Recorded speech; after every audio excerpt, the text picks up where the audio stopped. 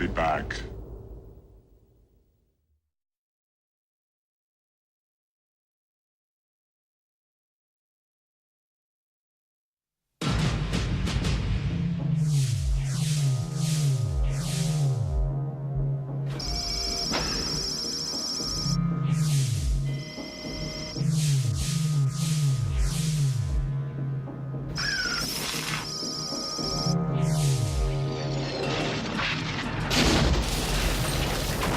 He's all alone. You have to protect him. They know its face. Stay here. I'll be back. They know its mission. But there's one thing they don't know. This time, there are two. Terminator 2. Stay down!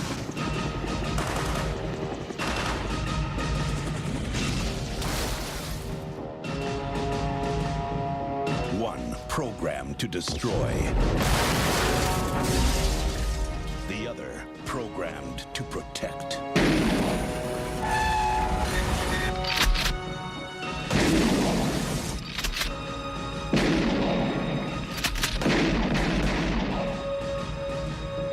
Hasta la vista, baby.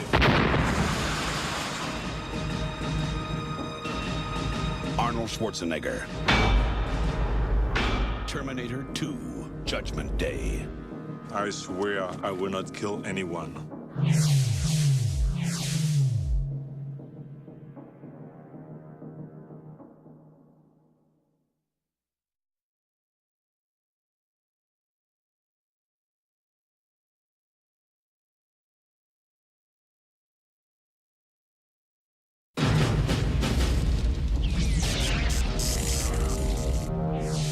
Same make. These were taken at the West Highland Police Station, 1984. You were there.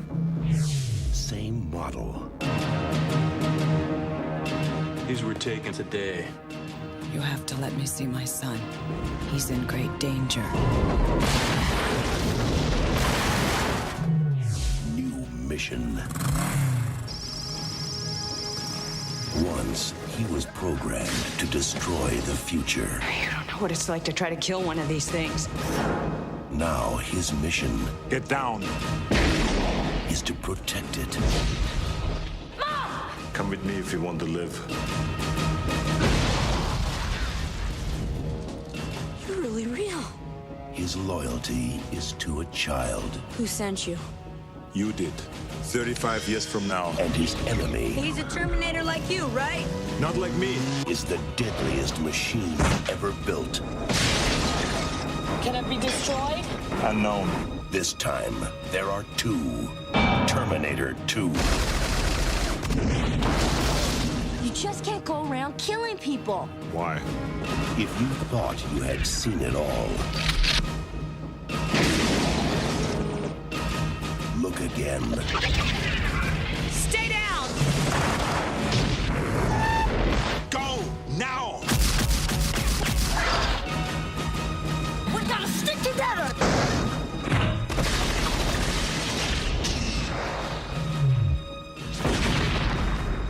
Arnold Schwarzenegger. Terminator 2, Judgment Day. This time, he's back. For good. Trust me.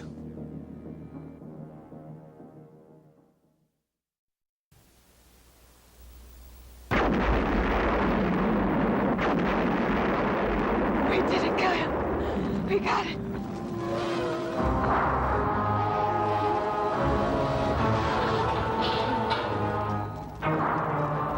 In 1984, film audiences were introduced to a new kind of villain. You're terminated.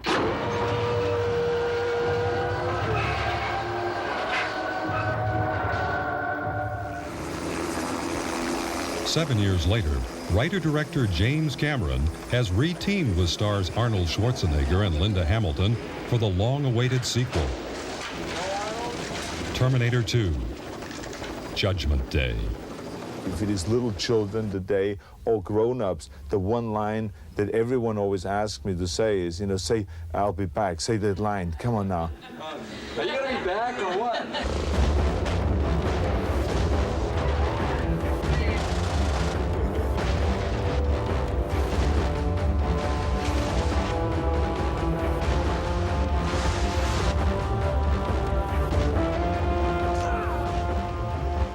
I'm a cybernetic organism. Cyberdyne Systems Model 101.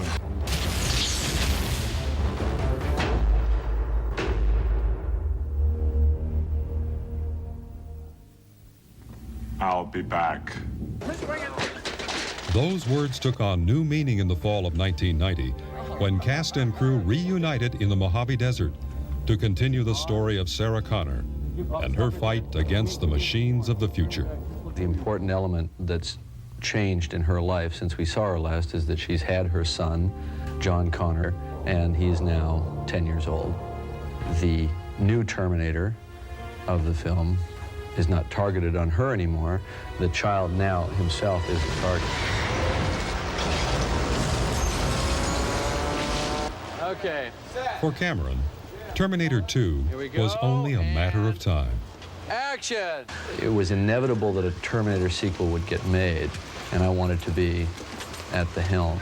I wanted to make sure it didn't kind of drift off the concept of what it should be about. Cameron's vision of a killer cyborg from the future hit a chord with audiences worldwide. The Terminator represented something to people, a kind of a dark side of the human psyche. People want to have that fantasy of being able to do exactly what they wanted to do whenever they wanted to do it. I need your clothes, your boots, and your motorcycle.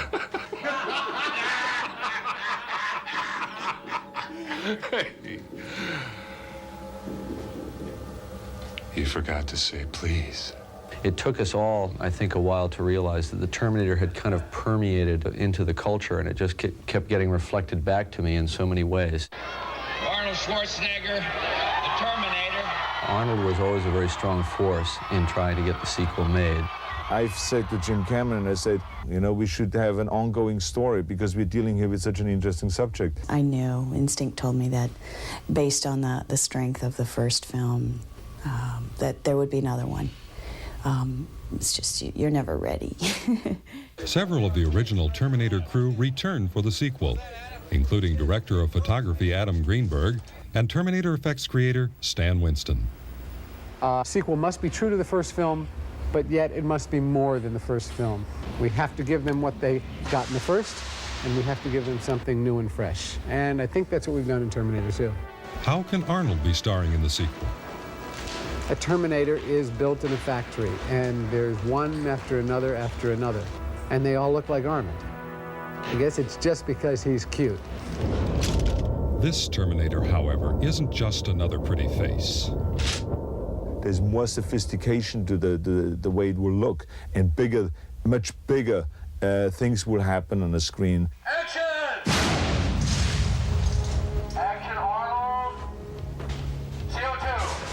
For 6 months, Terminator 2 combined the efforts of over 1,000 filmmakers, shooting day and night throughout the state of California to capture the many action sequences of the script.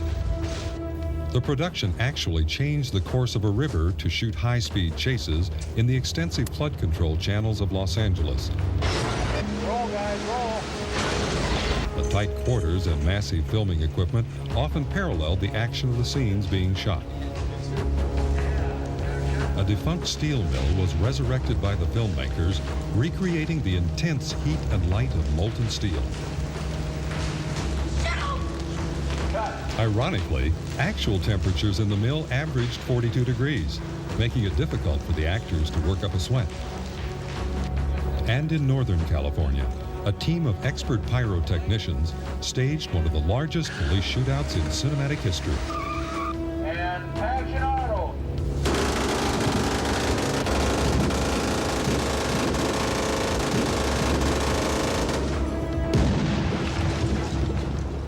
Arnold, tell me that wasn't a rush. Their crowning achievement, however, was blowing up a 4-story office building.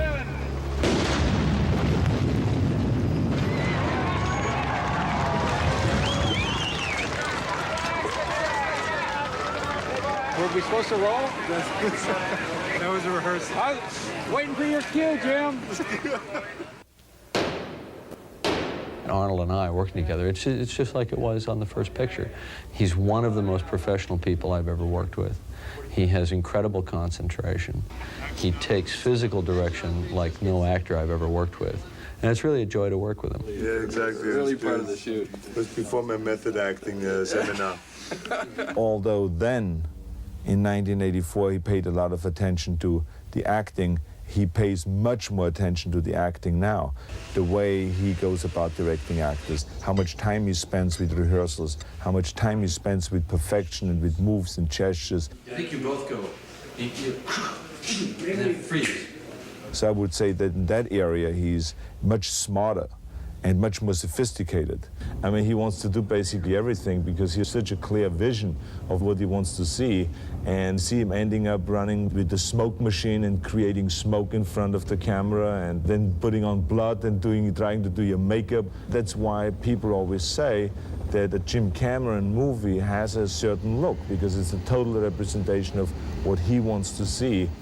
Long before the cameras roll, Cameron and crew are hard at work, designing sequences and testing ideas in a unique mix of filmmaking and science. I do a lot of visual research, I do a lot of technical research. The more fantastic the subject, the more realistic the situation needs to be. Using extremely detailed models, Cameron designed sequences with the aid of a thumb-sized video camera. By blocking the scene in miniature, production designer Joe Nemec can alter a location or set to meet the specific needs of the scene. Also during pre-production, an ex-Israeli commando provided the cast with military combat and weapons training.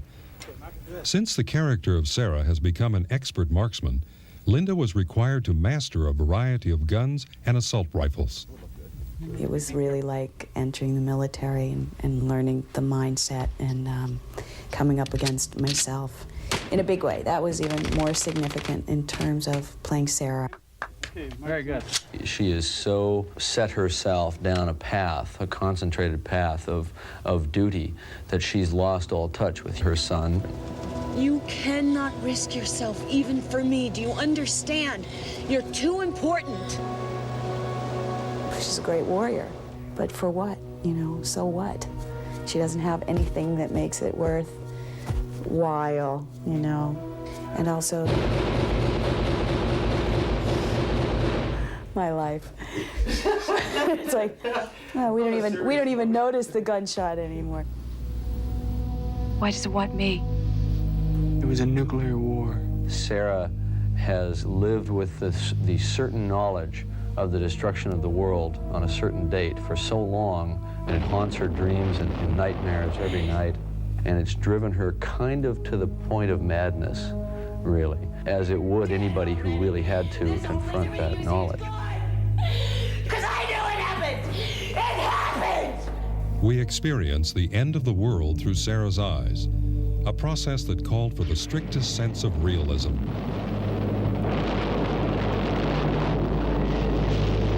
But even more powerful and haunting are Sarah's visions of the people. And he comes down, and action, he jumps off and covers up. Oh, stop. What'd you do? See Commando 10 times?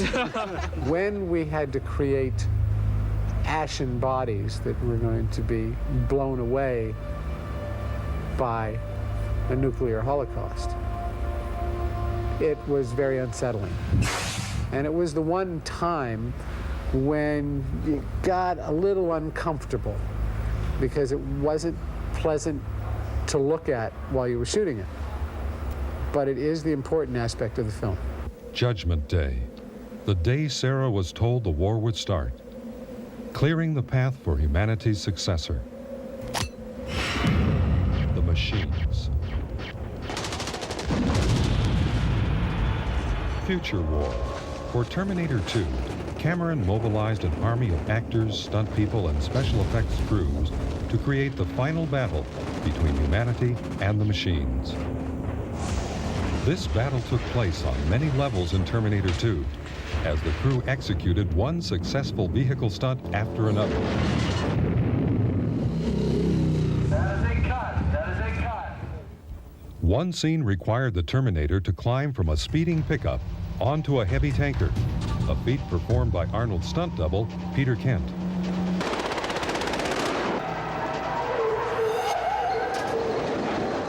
After a successful spin-out, the truck was rolled onto its side and dragged by a team of tractors. Peter rode the sliding tanker like a surfboard.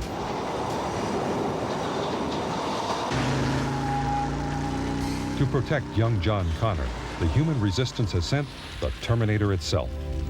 My mission is to protect you. Who sent you? You did. This is deep. Playing the role of young John Connor is newcomer Eddie Furlong.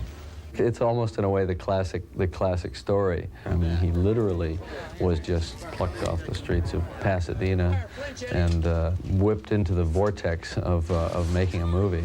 And Jim said, Eddie, I was going to tell you Friday, but don't tell anybody. But we picked you for this film. And I felt like hugging Jim, but he's a guy, so I didn't hug him. Cast with less than a month before production, Eddie began an intense period of preparation. In addition to his regular education, he received physical training, acting lessons, and motorcycle classes. Funny thing is, I'm sure it's nothing like anything he ever expected, and it's a total left turn in his life. But on the other hand, children have this remarkable capacity to just deal with things, whatever life throws them. They don't know how the world is supposed to be yet, so they just think that's okay. You know, it can be like this if it wants to be. One of the many tasks Stan Winston and crew undertook was enhancing the original Terminator makeup design. Originally, there were a number of stages designed or considered as Arnold stages in makeups for this particular production. An actor must know going into a situation like this that there is physical stress with this process. Fortunately, Arnold Schwarzenegger is a pro. 3 more hours of this. I don't know how much longer I can take this. He attacks it as a pro. He doesn't complain. All right. But I need my foot massages, my oatmeal, my Austrian Christmas music. I need it all. Go ahead. Do it. This pre-made-up piece here is going to be glued to Arnold's face with the help of Arnold holding it. Hold on a second.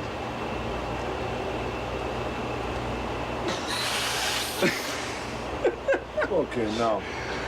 It's the glue we use. It makes these arms pop up and get all swollen. On days when the makeup doesn't turn out 100%, I just sneak by the camera and rub a little Vaseline on the lens, and then everything looks fine. But don't tell the DP that. He gets really upset.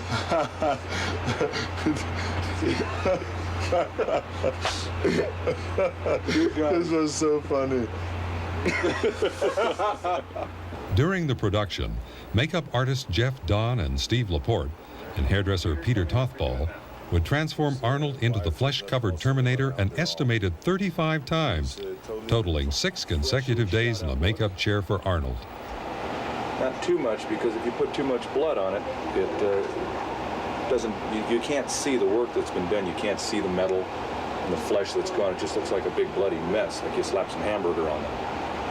That's a good example, Jeff. Hamburger? I'm proud of you. Well, I'm hungry right now, so I thought I'd use hamburger. People accept this possibility that there can be a blend between a human component and a machine component. And I think it's just an aspect of our lives right now that we're so surrounded by machines all the time. And the fact that we can accept that, to me, is the most amazing thing of all. What it is I'm too handsome. No camera can take all these good looks. So what they do in every movie basically is they put appliances on and terrible makeup on to kind of tone my looks down a little bit so I match up to the rest of the actors in the movie. So tell me, Linda, what do you think? I'm a little too pretty too for this movie, so. All right. Was my breath that bad? 2.5, 3 hours and he's done. The next stage for the makeup is stage 5, 6, 7. And it's basically the same that Arnold had before, just more chrome, more appliances. He'll have his eye plugged up so he won't be able to see out of it. And it'll take probably an hour, hour and a half longer to put on. He's gonna love it. As one might imagine, Sarah has trouble accepting the Terminator as an ally. Although she doesn't know that he's going to come back, she knows that it's a possibility, so she's ready. No affection. You know, I've kept it really clean. Do you know what you're doing? I've detailed files on the human anatomy. I bet. Makes you a more efficient killer, right? Correct. Terminator in this film adopts certain human characteristics. You gotta listen to the way people talk. And if someone comes up to you with an attitude, you say, hasta la vista, baby. Hasta la vista, baby. That character slowly develops by the very fact of hanging around a human being. Jesus, you were gonna kill that guy. Of course, I'm a Terminator. Listen to me very carefully, okay? You're not a Terminator anymore, all right?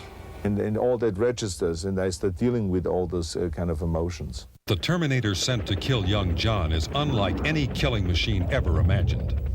I call him a mimetic polyalloy, meaning that he's made of a substance that can imitate anything. Playing the T-1000 is Robert Patrick. Jim was looking for somebody that was sort of a mixture between the Protector character, which was Michael Biehn in the first, and Arnold Schwarzenegger, which is the Terminator. And I think he was looking for somebody that could look like he could possibly just be a human, and yet could be a Terminator, could handle the intensity to be in a Terminator. Well, I wanted to find someone who would be a good contrast to Arnold. If the 800 series is a kind of human Panzer tank, then the 1000 series had to be a Porsche, an advanced prototype Terminator who was more fearsome than the old model. The thing I like about Robert was he kind of looks like a cat in a way. It's almost like it's about senses with him. You know, you feel that he's very in touch with the world and analyzing it and observing it. My character wants to completely take out John Connor. That's his mission. A relentless, tenacious killing machine, and he won't stop. Though their missions are exact opposites, both Terminators stem from the same creator, the unseen supercomputer called Skynet. So it's like this is the first time you've had to deal with evil, because Terminators don't fight Terminators. Right. It's never happened before. We stem from the same technology, so we've got to have some like programming there. Are you the legal guardian of John Connor? That's right, officer. What's he done now? So we're both killing machines, we're just different types. There was a guy here this morning looking for him, too. Yeah, a big guy on a bike. Has that got something to do with this?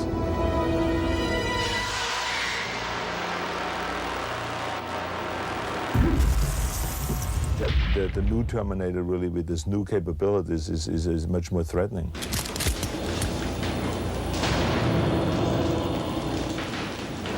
I'm basically death. You know, they're running from death. Both Terminators are programmed to complete their missions at all costs and without question. But Sarah has decided to confront her destiny and takes matters into her own hands. I need to know how Skynet gets built. Who's responsible? The man most directly responsible is Miles Bennett Dyson. She decides that the only way to stop the future that she knows is going to happen is to kill the man that builds the chip that starts the war. In a very real way, she becomes the Terminator of the second film, at least at a kind of a psychological level. For cast and crew, Terminator 2 has been more than a reunion. Has been very intense to work, and you know, a lot of night shooting and a lot of long hours and so on. Did you see that? Did you see that? Oh, he's just to rip him away because he's embarrassed. And I'm very honored and happy that I'm able to do the second one. In 1984, Cameron transformed Arnold into one of the screen's most memorable villains. 7 years later, the process is reversing itself. The Terminator is becoming a protector. Ultimately, the film is about the value of human life. No matter how inconsequential you may seem to others or even to yourself, your individual existence may have great value in the future. Grab it, go! Go! They have a job to do, protect her son. And they do it. One of the most amazing aspects of Terminator 2 is that it's taken the art and science of special effects to an entirely new level. Several Academy Award-winning effects companies worked under a strict veil of secrecy for almost a year to create the many and varied effects of Terminator 2. Fantasy II, under the command of Terminator veteran Gene Warren, greatly expanded the future war sequences from the first film. Combining live-action combat sequences with effects photography, artists created the massive battlefield for the war between man and machine. The famous endoskeleton also returns for the sequel. Stan Winston's company joined forces with stop-motion animator Peter Kleinow to create an army of these high-tech death figures. It's the same endoskeleton. Basically the same design. We have finessed it, but it's much more technically advanced than the endoskeleton in the first movie. It's actually artistically advanced. They can do more. There's more life to these endoskeletons. But redesigning the original endoskeleton was only the beginning for Stan Winston and staff.